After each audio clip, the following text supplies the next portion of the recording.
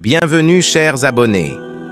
Ibn Mas'ud, qu'Allah l'agrée, a dit « J'ai entendu le messager d'Allah, paix et bénédiction d'Allah sur lui, dire « Lorsque le spermatozoïde dépasse 42 nuits, Allah envoie un ange pour la former, crée son ouïe, sa vue, sa peau, sa chair et ses os.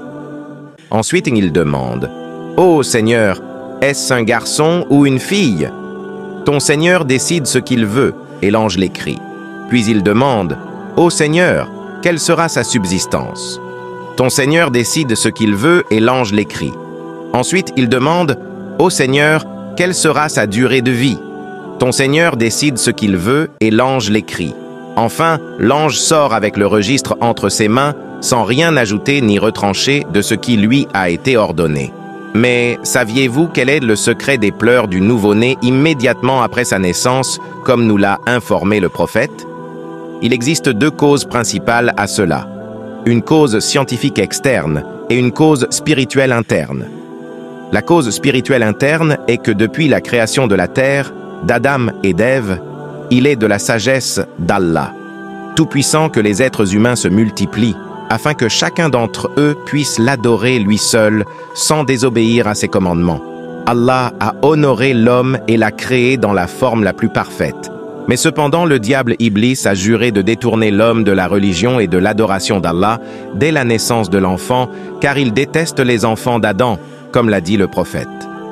Tous les enfants d'Adam sont griffés par Satan le jour de leur naissance, à l'exception de Marie et de son fils. Ainsi, Allah a décrété par sa sagesse que chaque enfant d'Adam soit confié à un diable. Le diable du nouveau-né attend minutieusement sa sortie pour le comparer et se fier à lui.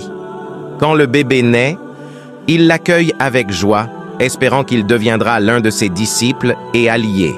Il lui pique ou lui griffe dans ses côtes par colère et par l'hostilité qui existait entre leurs ancêtres dans le passé, provoquant alors les cris et les pleurs du bébé.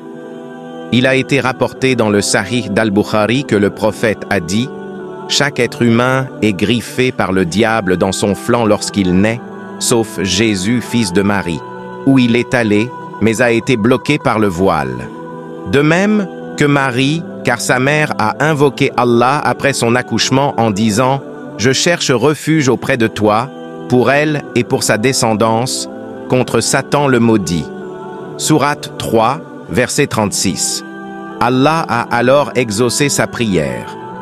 Quant à la raison de la piqûre dans les côtes, les savants mentionnent que lorsqu'Allah a créé Adam à partir de l'argile, il ne lui a pas insufflé son esprit pendant une période que lui seul sait. Chaque fois que Satan passait par là, il était surpris par cette création creuse et sans âme, alors il lui donnait des coups de pied aux côtes. Et quand l'enfant naissait, il lui griffait aux côtes comme il était habitué.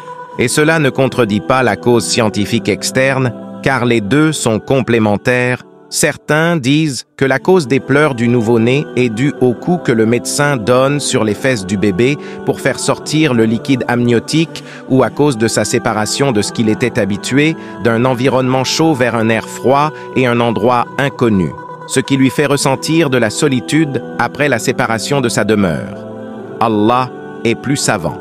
De même, certains savants estiment que le changement soudain de la pression artérielle à la naissance peut causer de la douleur, ce qui provoque les vagissements du bébé, qui sont pour lui une utilité biologique, car ils permettent à l'air d'entrer dans ses poumons et facilitent la contraction et la relaxation de ses muscles cardiaques. Cependant, certains enfants ne le font pas. Et par crainte qu'ils ne s'étouffent par manque de respiration, la sage-femme les stimule en les fessant ou autres, afin qu'ils pleurent et respirent de l'air. Le nouveau-né vaguisse alors lors de sa sortie pour une raison naturelle, qui est la séparation de son enveloppe et de l'endroit où il se trouvait. Gloire à celui qui tient tout entre ses mains. Allah est très haut et plus savant. Que la paix et les bénédictions d'Allah soient sur notre prophète Mohammed, ainsi que sur sa famille et ses compagnons. Que vous demeuriez sous la protection d'Allah. Chers spectateurs, ne nous privez pas de liker, de vous abonner à la chaîne et d'activer la cloche si vous avez aimé la vidéo. Merci.